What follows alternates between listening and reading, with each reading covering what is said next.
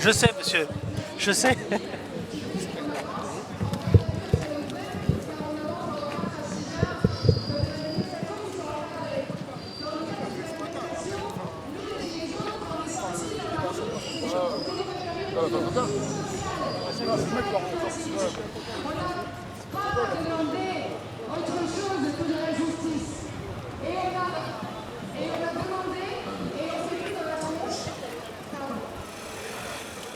Et on s'est pris dans la tronche des LBD. On s'est pris dans la tronche des gaz lacrymogènes, des matraquages. Aujourd'hui...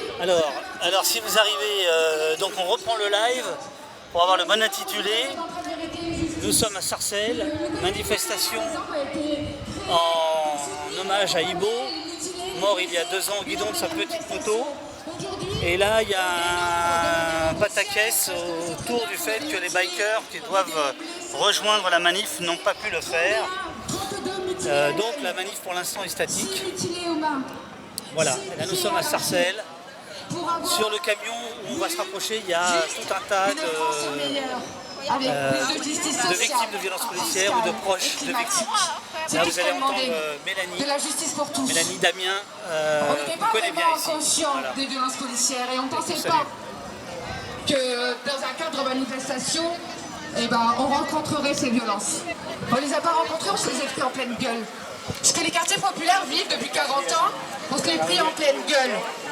Et aujourd'hui, on essaie d'avoir justice, sauf que comme pour les familles de victimes de violences policières, on est classé sans suite. On n'a pas les vidéos, du coup on ne sait pas qui sont les tireurs, on ne sait pas qui sont les violeurs, car aussi la police viole, on n'en parle pas beaucoup, mais lors des gardes à vue, la police elle viole.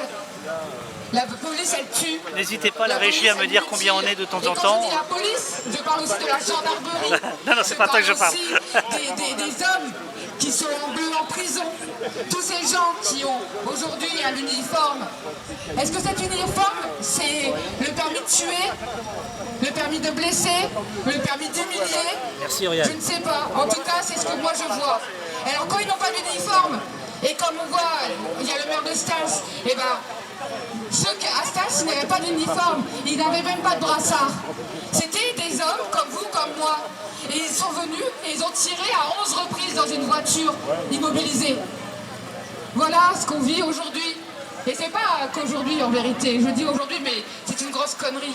Voilà ce que vivent les gens depuis 40 ans en France. Sauf qu'aujourd'hui on a les caméras, on a les réseaux sociaux et on a les téléphones portables qui nous permettent de filmer. Ça nous sauve. Sauf quand il faut rentrer dans la loi, un texte de loi qui nous interdit de les filmer. Voilà pourquoi on nous interdit de filmer la police. C'est pour qu'on n'ait pas de preuves et qu'on n'ait pas justice. Et qu'on ne sache jamais la vérité. Parce que la justice est une chose, mais pour les personnes décédées, il n'y a pas de justice en vérité. Tout ce qu'on veut, pour de vrai, c'est la vérité. C'est les vidéos pour Ibo. C'est savoir pourquoi le poids de plusieurs hommes se sont retrouvés sur le corps de la mine. C'est ça qu'on veut. Pas de justice. Pas de justice. Et vous n'aurez jamais la paix, les messieurs, dames. Jamais. Tant que je suis vivante, là. Jamais.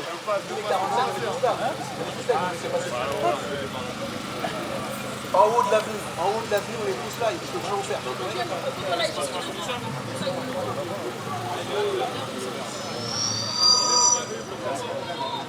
Eh, commissaire, dis la vérité. Dis la vérité, arrête de nous mentir. Tous les jours, les policiers, vous faites que de nous mentir. Aujourd'hui, on a Michel Zecler, il est là. Tout le monde a vu ce qui lui est arrivé. S'il n'y avait pas eu la vidéo, aujourd'hui, il sera en prison. Sans cette vidéo, il sera en prison. Les policiers, vous dites qu'on n'a pas le droit de vous filmer. Mais c'est une blague. Parce que vous pensez que vous avez le droit de nous tuer, de nous brutaliser, de nous démembrer, de nous faire souffrir, de vous prendre pour des cow-boys. Vous n'avez pas le droit. Nous, c'est pas à l'école qu'on a appris liberté, égalité, fraternité. Nous, c'est juste dans nos quartiers qu'on apprend. Ça, c'est des bêtises. Je le dis haut et fort, c'est des bêtises. Et nous, la liberté quand des policiers empêchent des bikers de venir soutenir une famille de victimes. Et nous, l'égalité quand des politiciens se permettent d'avoir des propos racistes. Et ensuite, ils ne sont pas condamnés. On a des Éric Zemmour, tous les jours, il parle. Il est là, il nous insulte. Jusqu'à il a osé dire publiquement qu'il va interdire le prénom Mohamed. la foule peut remonter l'avenue 8 mai 45 s'il vous plaît. J'ai eu les bikers, ils m'ont dit qu'ils arrivaient. Le commissaire a dit qu'ils pouvaient arriver par là-haut. Donc on va constater ce fait. Ouais. Que la foule remonte à l'avenue 8 mai, s'il vous plaît. Que tout le monde remonte l'avenue.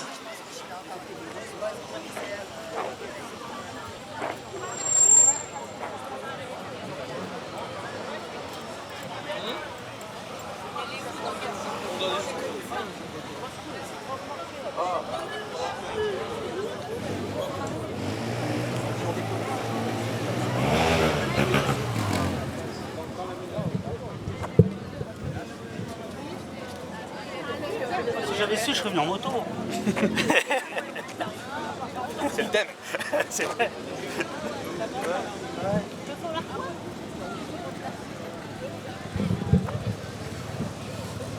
Bonjour tout le monde, pour ceux qui arrivent.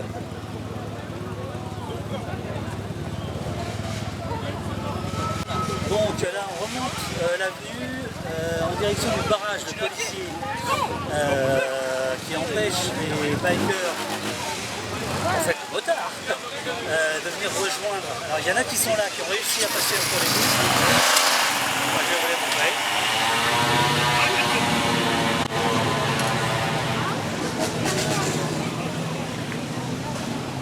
Est-ce que le changement de caméra opère là? Petite question pour Robin.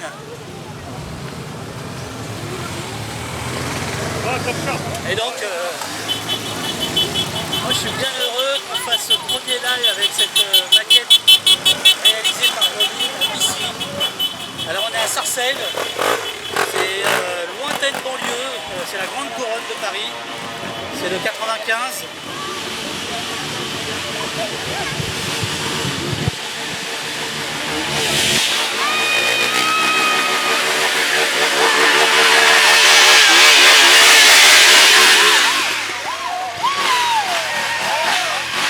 Donc évidemment certains ont masqué leur plaque comme lui. Ah c'est du sport, c'est du sport. Hop hop hop. Oh ça y est. Ça c'est moi. Ça y est. Voilà.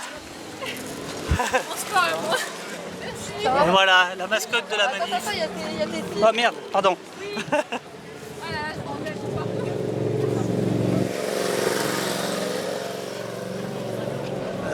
Oui, Sarcelles, ça a été la ville de DSK, ça a été la ville de Pupponi.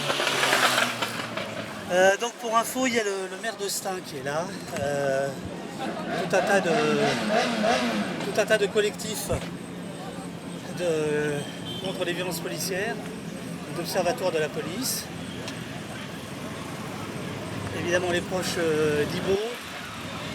Il y a la fille de Cédric Chauviat qui est là. Voilà, et là, les bikers. A priori, le commissaire,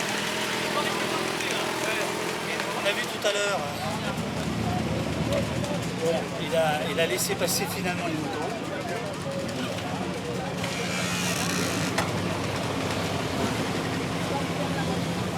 Donc je vous rappelle que Ibo est mort sur le bidon de sa moto, qui contrairement aux premiers éléments qui avaient été distillés à la presse, étaient tout sauf volés.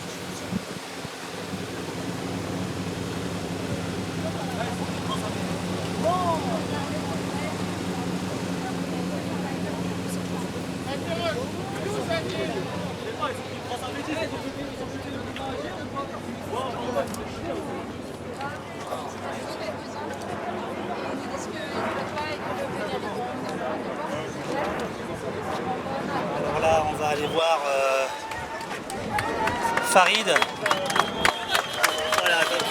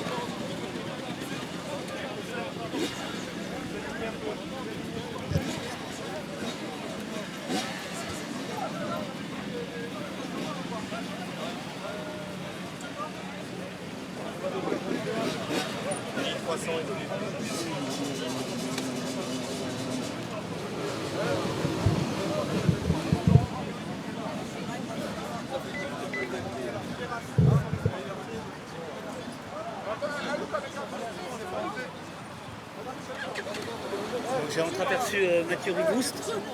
On a reçu au poste. Le voilà Mathieu.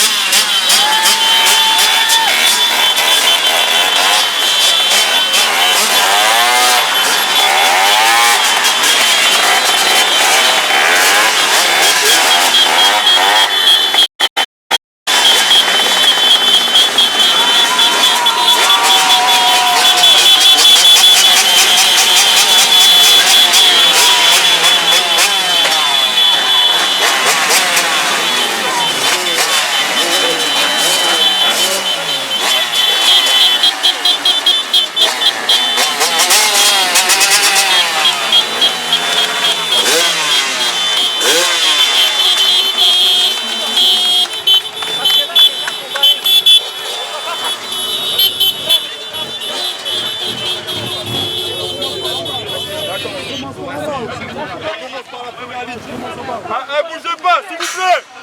Il n'y a pas de demi-tour possible ici. On va commencer par la première ligne. Demi-tour. On va commencer par le premier moto jusqu'au dernier. D'accord? Vous faites descendre les gens sur les routes. Les gens, s'il vous plaît. Sur la route à droite. Et les motards, ils vont rentrer après sur la... Il y a encore des autres qui sont bloqués encore. Il y a aussi, hein. Mais qu'est-ce qu'on a pris?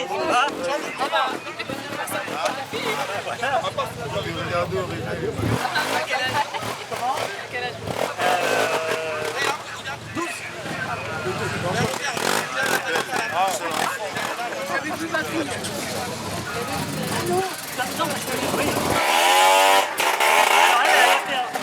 Ils sont très proches l'un de l'autre. Je veux dire, voilà. Bon, mais voilà, je suis là. Super, merci. Bah, je t'en prie. Merci, Auriel.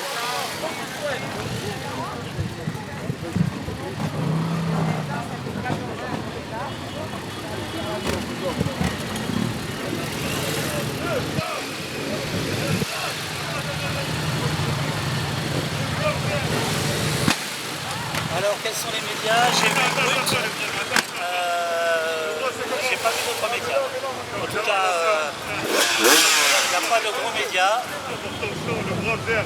Attendez, s'il vous plaît. On ne va pas avoir d'accident ni blessure, s'il vous plaît. Laissez-les passer. Passe d'abord.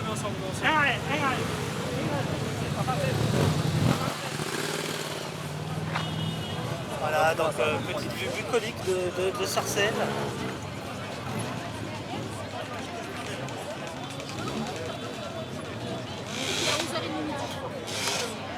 Comme ça, on a le temps de se poser. Donc il y a une compagnie de CRS qui est là.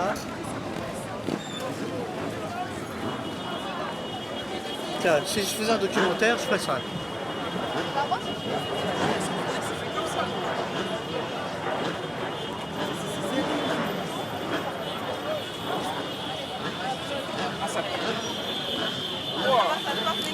Ouais, ça va. Hein. Bah là, Voilà, donc.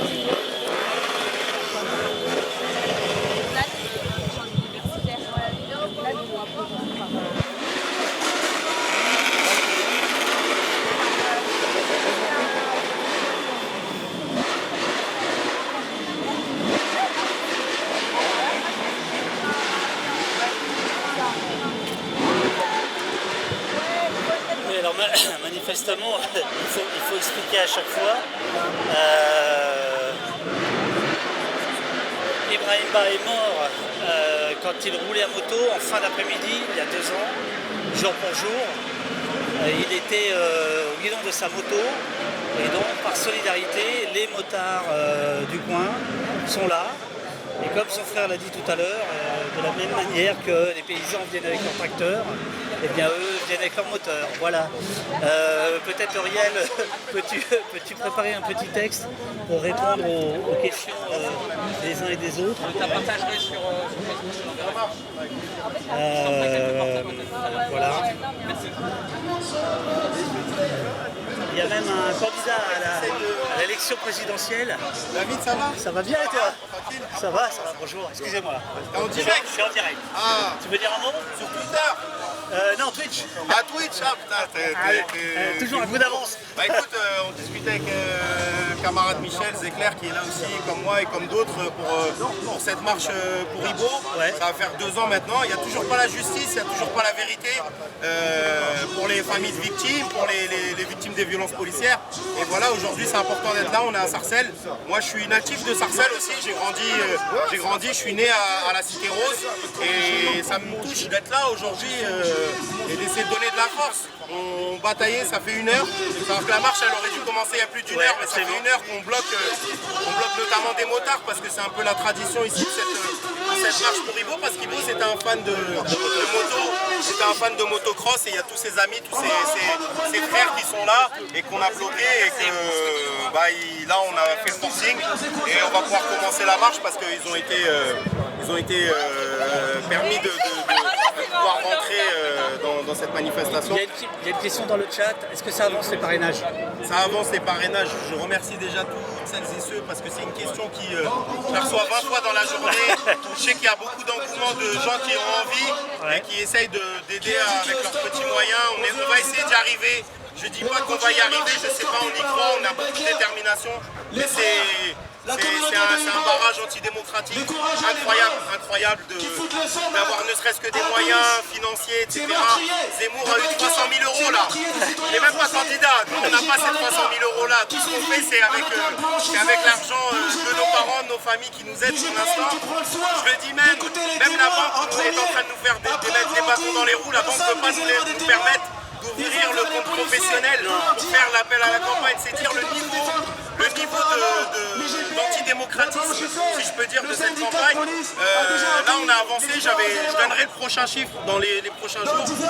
Cet été, on a franchi la barre des 50. La barre des 50 pour les parrainages. Il y a encore un peu de temps devant nous. Mais voilà, toutes celles et ceux qui veulent nous aider, qui veulent rejoindre la recherche, vous n'êtes pas obligés d'être d'accord avec le programme, vous n'êtes pas obligés d'être d'accord avec tout ce qu'on dit, tout ce qu'on fait. On n'a pas envie de faire une campagne d'un petit cercle de personnes sectaires ou porter que nos idées. On a envie de porter la parole de ceux qui n'en ont plus, la parole des exploités, des opprimés, comme on dit, porter ces questions d'inégalité sociale, raciale et autres qu'on vit au quotidien.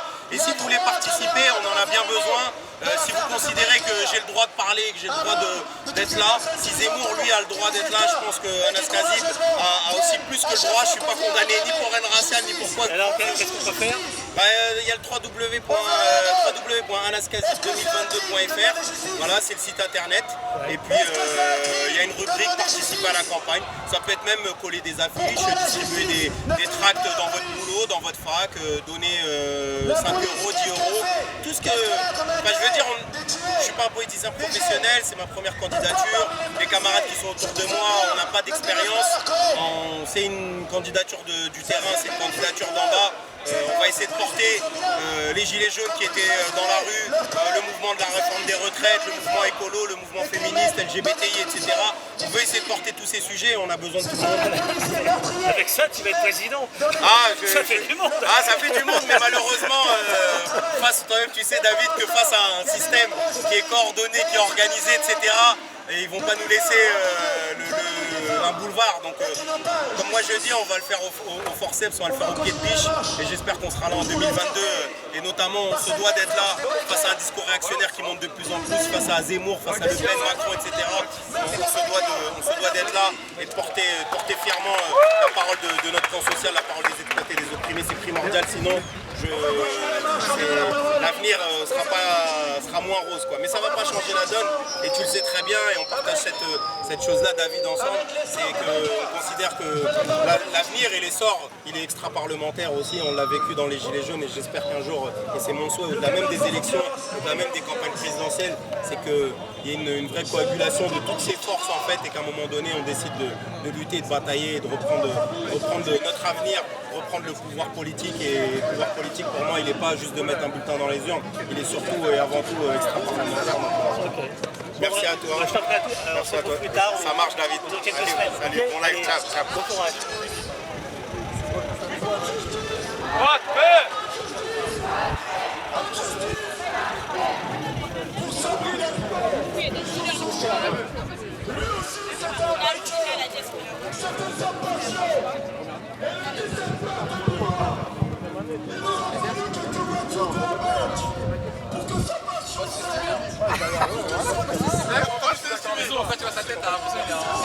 Mais en termes de visibilité,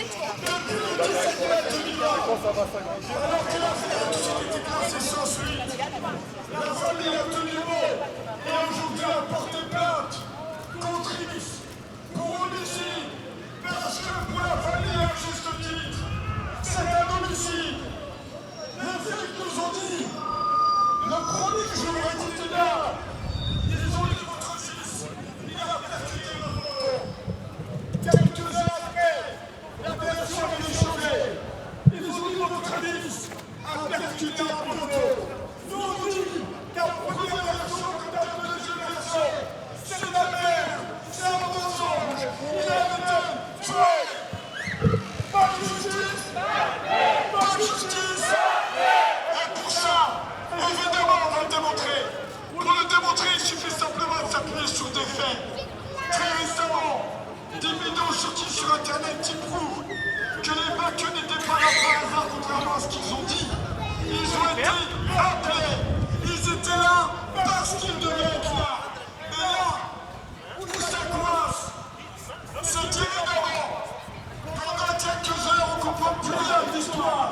Parce que comme tous les vidéos d'Ibouk ont disparu, pour Sabrina Pro, tout a disparu. La famille a demandé si les faits personnels. Oui, il y a deux candidats. Il y a Philippe Poutou et la fraction Révolution Permanente qui est incarnée par Anas. En fait, elle a quitté le NPA, ce qui fait qu'il y a deux candidats. Philippe Poutou qu'on a reçu au poste. Et là.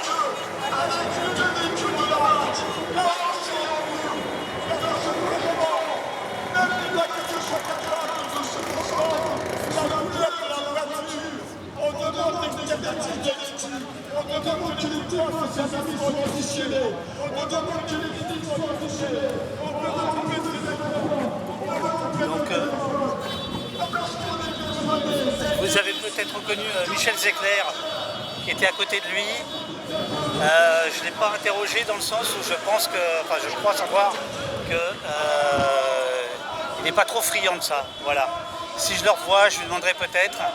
Voilà, mais enfin il était là. Il était là.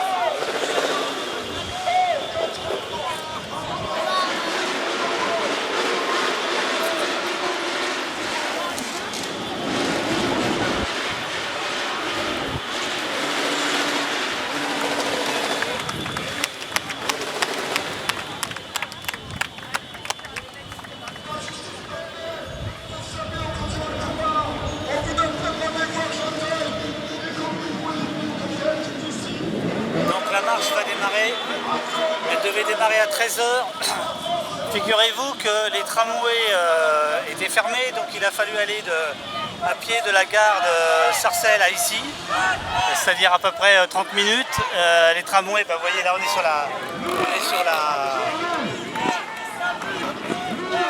le trajet, et donc les tramways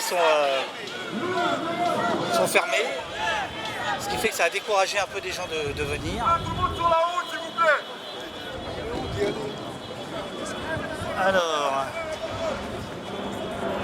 Allez, t-shirt orange, mettez les gens sur la route, s'il vous plaît. Alors les amis, je vais aller chercher un café en direct, hein, parce que en manif aussi il faut un café, donc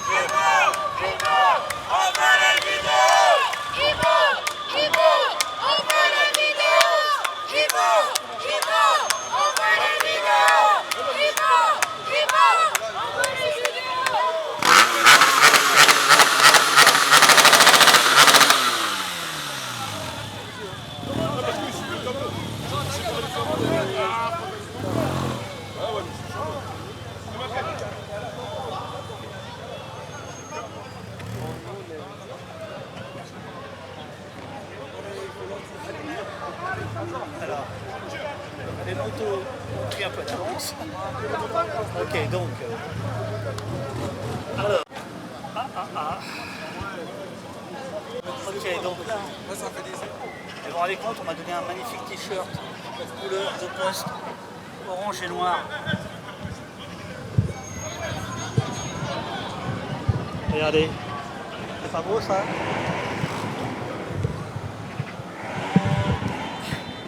Voilà, ça c'est pour la vignette. Qu'est-ce que tu veux, une vignette? L'Oréal, voilà. Là je vais me chercher un café. Non, on va retourner sur la route.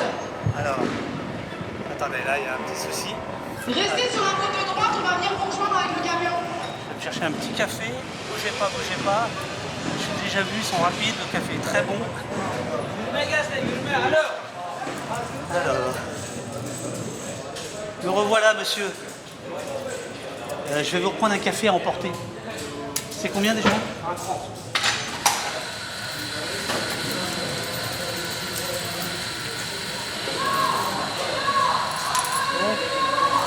Merci, monsieur.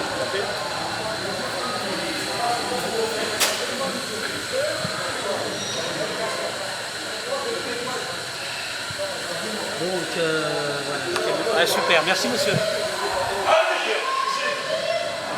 je remets la caméra, je sors du café, car on n'allait pas filmer les consommateurs. Allez, bougez pas. Je remets la caméra.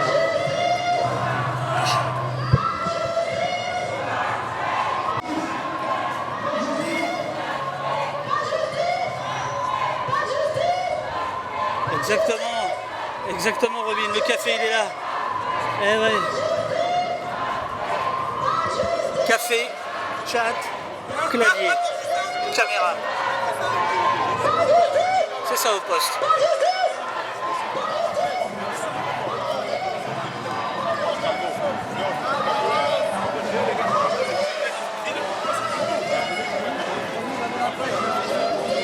Non, elle est pas terrible cette tasse.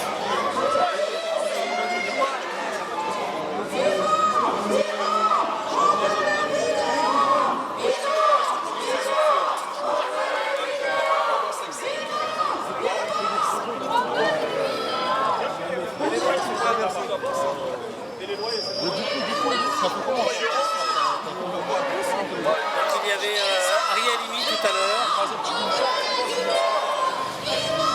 Je crois qu'il a dû s'éclipser.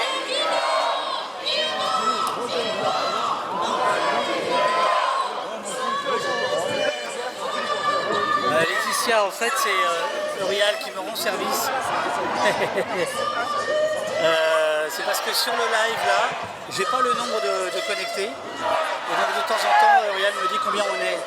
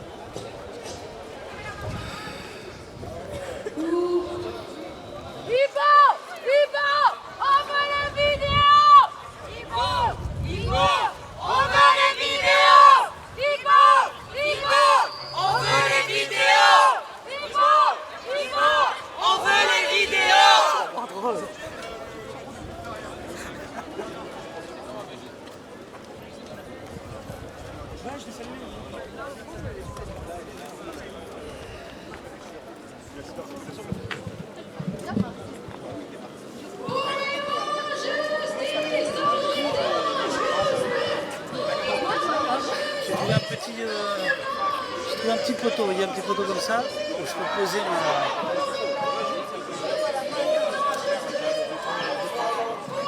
ma... Ah ouais, ah oui Robin, du orange, du orange, du orange. La couleur de la paix, la couleur de l'énergie. La couleur.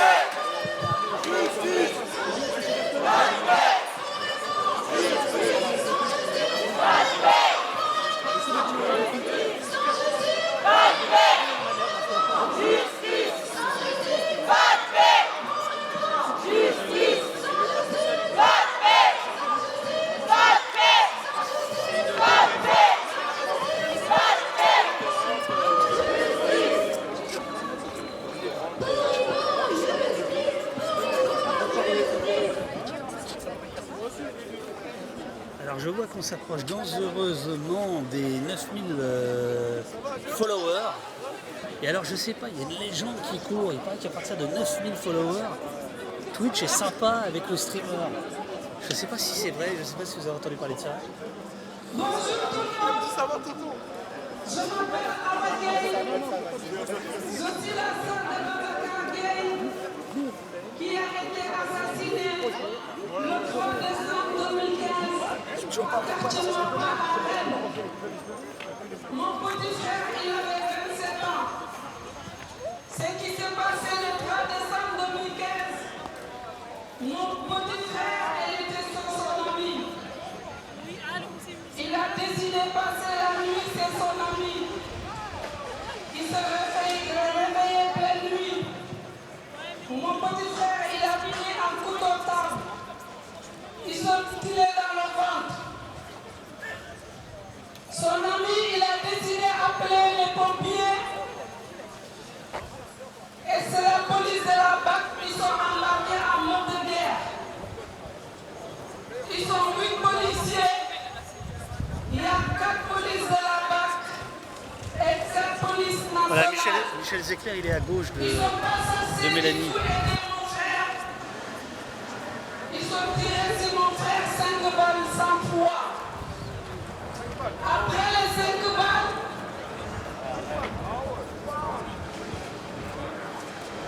donc la sœur de Babacar, tuée à Rennes. qui est des amours, qui peut plus se témoigner. Soi-disant, ils ont dit que c'était une ultime défense, comme ils ont fait tout le temps les familles des victimes. Or que depuis au début, Qu'est-ce que vous entendez bien là? il n'y a pas l'ultime défense. À l'époque, je ne sais pas lire et écrire. Et j'ai vivais seul, avec mon fils. Mon frère, il a fait 1 an seulement avec moi en France. La police française, on l'a assassiné comme un chien. Même un chien, quand on l'a assassiné, on ouvre une enquête. Et on donne aussi un procès. Le propriétaire de ce chien. Sauf que mon frère, c'est pas un chien, c'est un humain, c'est un homme comme tout le monde. Blabla, dans ces cas-là, le mieux c'est de m'écrire par email 2015, pardon. au poste@davduf.net. Je m'en bats avec toutes les familles de victimes et le collectif Justice Vérité pour Babacar Gueye à Rennes. Ça fait bientôt 7 ans.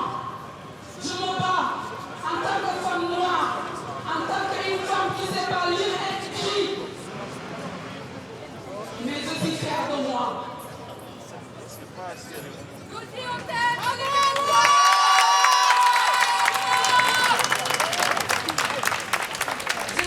frère.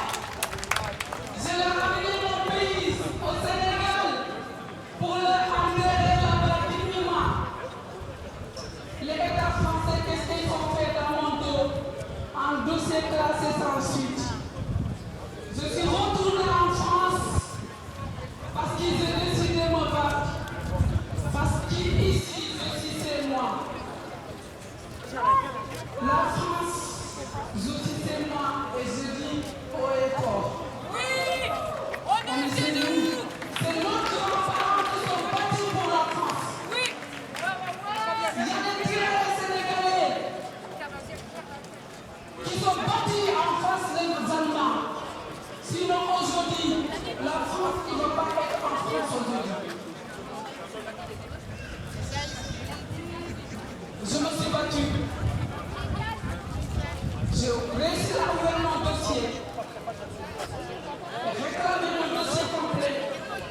Merci Uriel, parfait.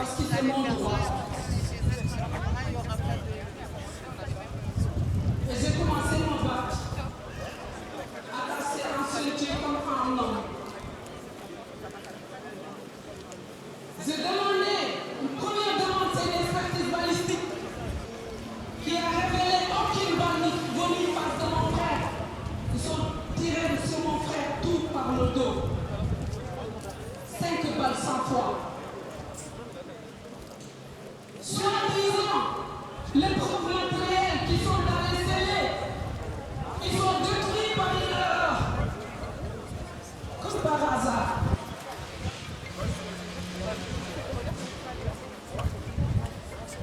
Tous les matériels, les pistolets, les armes qui sont utilisées sur mon frère, tout, ils sont dit que c'est détruit par une erreur. J'ai demandé à la justice que s'ils ont raison, les preuves matérielles, il n'a pas le droit de disparaître. Ils ont détruit les preuves matérielles parce qu'ils savent qu'ils sont torts. Mais mon combat, il ne s'arrêtait pas là. J'ai continué encore. J'ai demandé une goutte de morpho-analyse de sang dans les casiers escaliers où ils ont assassiné mon frère comme un chien. Et ils ne sont pas capables de me répondre mes questions jusqu'à là. Et le procureur de Rennes, il a décidé à classer l'affaire. J'ai dit, ça n'arrête pas là. Je veux une reconstitution des faits dans les lieux. Et ils ne sont pas venus devant mes yeux noirs parce qu'ils ont peur de moi. Moi, je n'ai pas peur de eux. C'est eux qui ont peur de moi. C'est pas moi qui ai assassiné mon frère. C'est eux qui ont assassiné mon frère.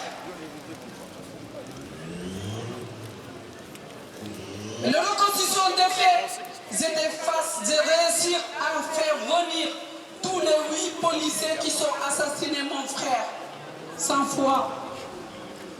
Je me suis entouré partout avec des policiers, des experts, des médecins, des avocats, le juge, le procureur.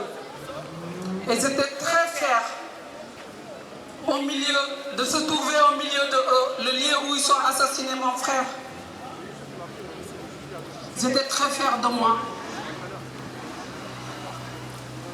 À 18h, le procureur de Rennes, il a parlé dans les médias que l'affaire est en cours de terminer. Tous les médias ils sont venus vers moi pour me poser cette question. J'ai dit c'est loin de finir. Parce que je suis un enfant travaillé sénégalais. À gauche, vous reconnaissez peut-être la fille de Cédric Chouviat. Pour mon frère. On se salue d'ailleurs.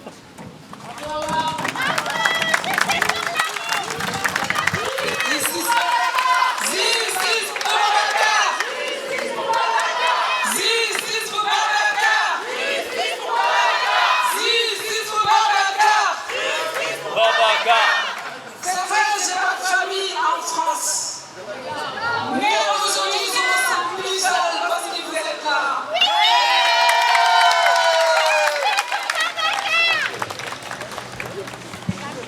Je me sens plus seule. Il y a les collectifs Justice Vérité pour Babacar partout en France. On me soutient, les familles des victimes. C'est pour ça que je me disais que je me sens plus seule. Et je continue le combat. Aujourd'hui, le procureur Kaïssa, il a dit le jour-là que l'affaire est en cours de terminer. J'ai répondu, tous les journalistes, c'est fini de terminer. C'est loin de terminer. C'est le début du combat. C'est pas encore fini. Quelques mois après, tous les médias ils sont revenus vers moi. On me pose des questions. Comment ça se Alors, fait je n'ai plus beaucoup de que batterie, l'affaire les amis. continue et qu'il y a de nouveaux demandes d'actes. Plus que 20%. Je dis parce que je me bats et je n'ai pas peur. parce que je n'ai pas tué mon frère. C'est la police qui a assassiné mon frère. Et la justice, il est prête de couvrir des assassins là. C'est la police qui viole. C'est la police qui viole, qui tue. C'est pas nous. Aujourd'hui, j'ai fait 2 nouveaux demandes d'actes aux juges. C'est une expertise médico-légale et balistique. J'attends les résultats du PI. Parce que les expertises balistiques, j'ai déjà fait, mais ils n'ont pas fait les médico-légales. Ça veut dire que nous, les familles, à chaque fois, c'est nous qui demandons des éléments importants à cet État. Et c'est pas normal. Quand un policier assassine quelqu'un, eux, ils sont prêts d'étouffer tout.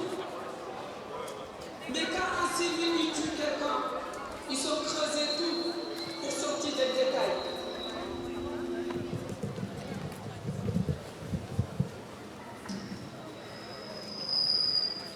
Mon frère, bien sûr, il me manque beaucoup. Parce que c'est comme si c'est mon fils. Il a grandi avec moi au Sénégal. J'ai fait beaucoup de voyages avec lui. Il a décidé de me joindre en France. Il a passé les militaires années comme tous les autres. Elle était sans papier. Il a fait 1 an seulement. Quand il est arrivé tout de suite, il m'a dit que je voulais aller au foot. Je l'ai inscrit. Il jouait le foot.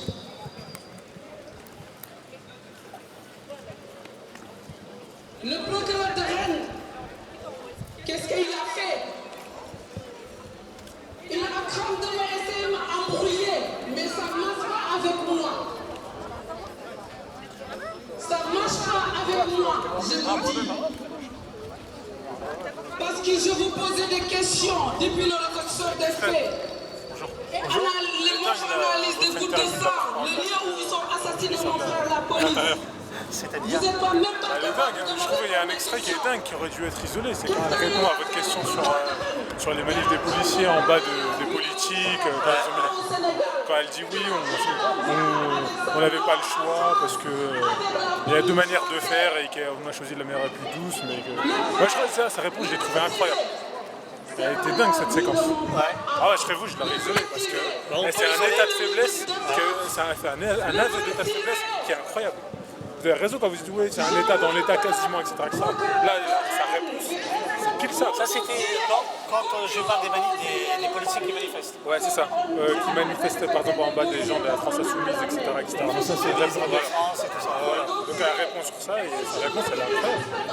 Moi, j'aurais vraiment isolé cette séquence-là. Elle est incroyable, cette séquence. On va regarder. Ouais. Franchement, il y a quelque chose là-dessus. Merci beaucoup. Merci. Bonne continuation. Merci. Oui, vous aussi. Donc Uriel, tu as une demande là d'un manifestant qui aimerait bien qu'on isole une séquence de Camille Chaise. Là, où va-t-on si maintenant les manifestants nous réclament des extraits? Non mais attendez, ça va être les 3 minutes là. Courrier des lecteurs, c'est ça. Courrier du cœur. Plus de choses à la Vous avez encore là un témoignage déchirant qui démontre à l'atrocité de ça. Devant ces violences, ces crimes d'État. Les médias courent, les experts courent à la violence. Aujourd'hui, la terre du calendrier, 9 octobre 2021. Donc Sarcelles, c'est une des premières villes champignons dès les années 50 pour faire venir l'immigration rurale. Et le quartier historique, c'est celui qui est à gauche, qui s'appelle les Fouanades. On va passer devant. L'arrestation qui nous tue. Oui. Et après on nous dit qu'on est mort tout seul. On se dit tout seul sous nos casques. Comme c'est le cas pour Julia. Voici sa fille. Voilà la fille. Cédric Chouviat a été étouffé. Ce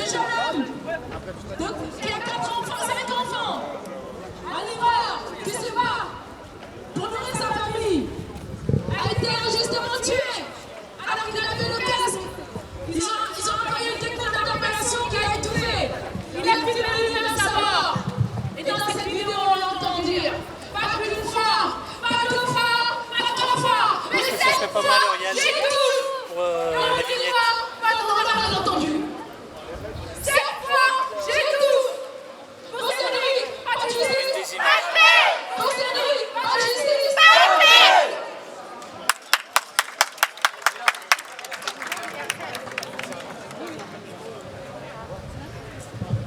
Justice pour Hugo!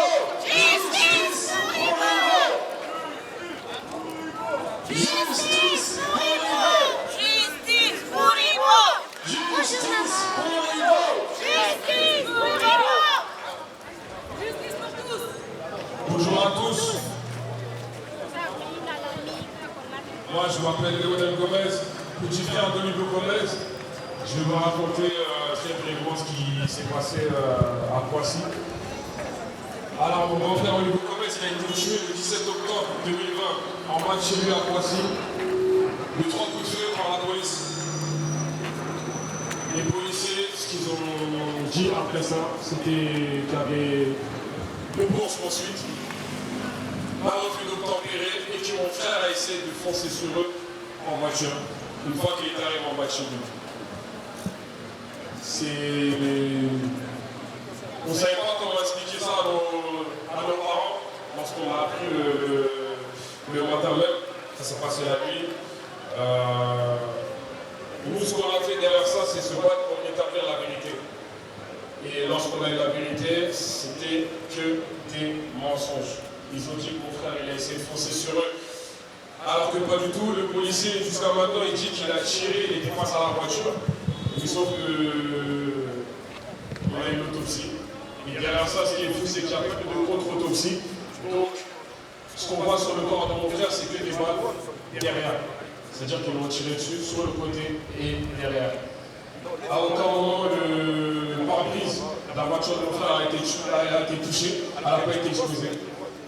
Mais le policier dit qu'il a tiré 3 fois de face et qu'il était en danger. D'accord. Donc, être en danger, tirer 3 fois et 3 fois le toucher en sachant que le policier qui a tiré les moniteurs de tir. Donc il sait où il tire.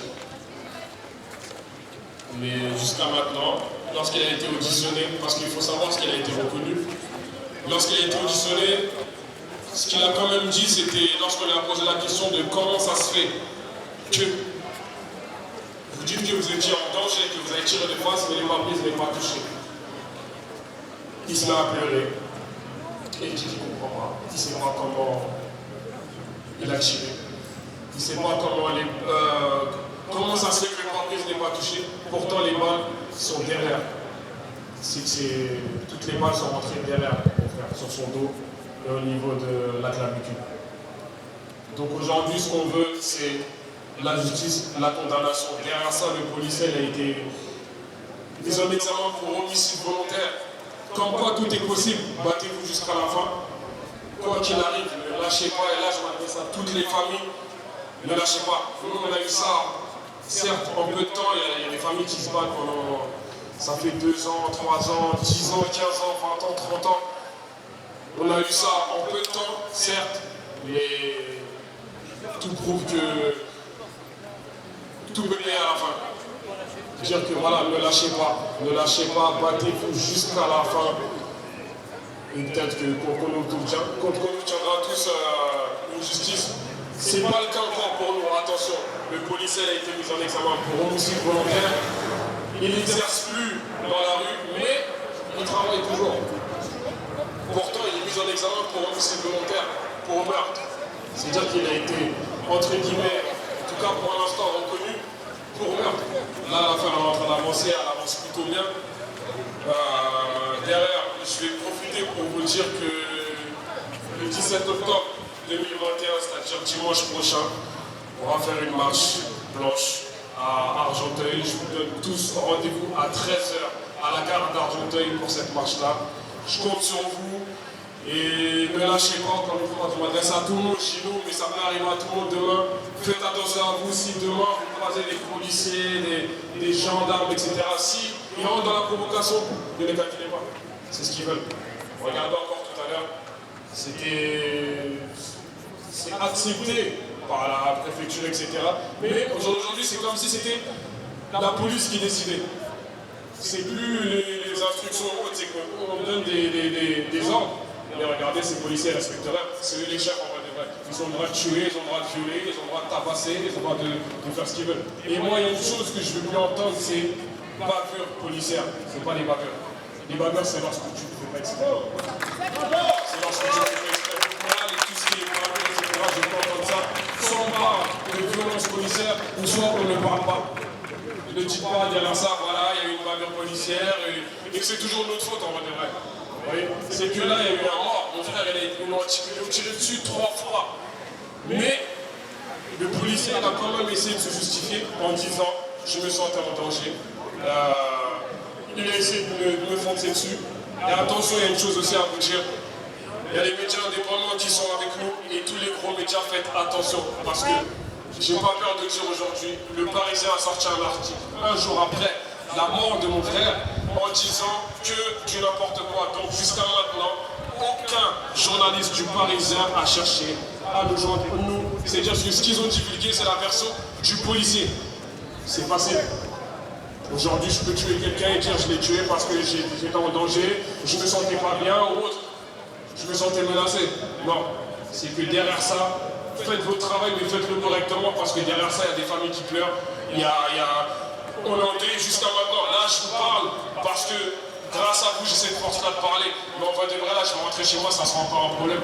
Parce que je vais voir ma mère, je vais voir mon petit frère qui est là avec vous, je vais voir ma grande soeur, je vais voir mes parents. Je pense que, je sais pas comment vous expliquer ça, mais cette peine-là, elle est incroyable. Mais derrière ça, les policiers font leur vie, ils continuent à travailler, ils ont leur salaire tous les mois, ils embrassent leurs femmes, leurs enfants en compte. Mon frère, il avait 3 enfants. Il a 3 enfants. Il a 3 enfants. Il a une femme derrière. Et ça s'est passé en bas de chez lui pendant que ses enfants et sa femme dormaient. Et lorsque je vous dis en bas de chez lui, c'est que c'est vraiment en bas de chez lui. C'est pas à 10 mètres, c'est en bas de chez lui, ça s'est passé. Vous voyez? Pour vous expliquer que, voilà, encore une fois, derrière ça, tout est possible. Battez-vous jusqu'à la fin. Le policier il nous a mis un examen pour homicide volontaire. Nous, ce qu'on veut aujourd'hui, c'est être entendu par tout le monde. Et que le Parisien, si le journaliste ici, je vous envoie un message, pensez aussi à nous contacter pour qu'on puisse aussi établir notre vérité. C'est même pas notre vérité, c'est la vérité. C'est même pas la nôtre, c'est la vérité qui est là. Au lieu de, derrière ça, sortir des bêtises sur la mort de nos efforts. Donc, je vous donne encore une fois rendez-vous à 13h, dimanche prochain à la gare à Barenton. Je compte sur vous. Pas de justice! Pas de justice! Pas de justice! N'oubliez pas, aujourd'hui on est là pour notre frère Nigo, là son âme. Donc on va crier justice pour lui. Justice pour Nigo! Justice pour Nigo! Justice pour Nigo! Justice pour Nigo! Justice pour Nigo! Justice pour Nigo! Justice pour tous, force à nous et... Justice pour Aligno! Justice pour Aligno! Justice pour Aligno! Justice pour Aligno! Bonjour tout le monde, moi je m'appelle Landry, je suis membre du comité Vérité Justice pour Gaël Camara. Gaël Camara est un jeune de Jean-sur-Marne qui a perdu la vie dans la nuit du 16 au 17 janvier 2018 à Épinay-sur-Seine. Il a été abattu d'une balle dans la tête. Il venait de déposer un ami à Épinay-sur-Seine. Et la police était en embuscade. Alors les amis, on va bientôt quitter, faute de batterie, je suis désolé, parce que la marche a mis beaucoup plus de temps à démarrer. On fera le débrief lundi.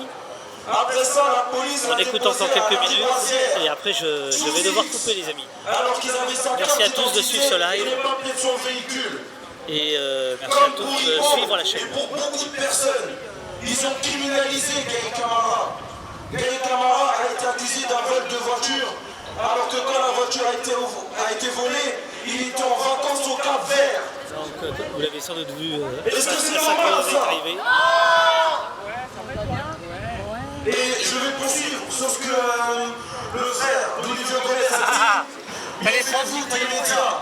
Nous aussi, le Parisien, j'ai pas peur de le dire aussi, le Parisien a fait un article avec des mensonges sur Gay Camara. Ils ont dit que Gay Camara avait essayé de forcer un barrage, d'attenter à la vie d'un policier. Malgré le fait que Gay Camara a été tué d'une balle dans la tête, nous avons eu 2 non-lieux. Un non-lieu en septembre 2019 et un autre non-lieu en janvier 2021. Comment en France, qui se dit pays des droits de l'homme, peut-on accepter un non-lieu alors qu'il y a une balle dans la tête? Une balle dans la tête, c'est synonyme d'une exécution. Comme on dit, c'est la mort subite. On tire une balle dans la tête, tu meurs automatiquement. Comme pour Ibo, il y avait des caméras de surveillance à l'endroit où Gay Camara a été tué. Je pense que vous serez d'accord. Gay Camara, c'est terminé dans quelques secondes. avait commis un crime ce jour-là, les vidéos seraient directement sorties. Pas grand monde, il faut le dire, mais du beau monde. Quand je parle de beau monde, je veux dire beaucoup de fraternité dans cette manif. Voilà. Les vidéos sont entre les mains du procureur. Merci à vous tous, merci. La famille, ça fait 2 ans qu'elle demande. Et je vous dis à lundi, merci Auriel, merci Robin pour la photo. Elle demande ça aux médias, ils demandent ça partout. Les gars, avancez s'il vous plaît, avancez s'il vous plaît. Malgré ça, la famille n'a pas vu une seule image. Venez, on voit du travail, s'il vous plaît, les bikers, s'il vous plaît, avancez, merci. Ok. C'est honteux. À la vie les gars et les filles. J'ai pas honte de le dire, c'est honteux. Quand je vois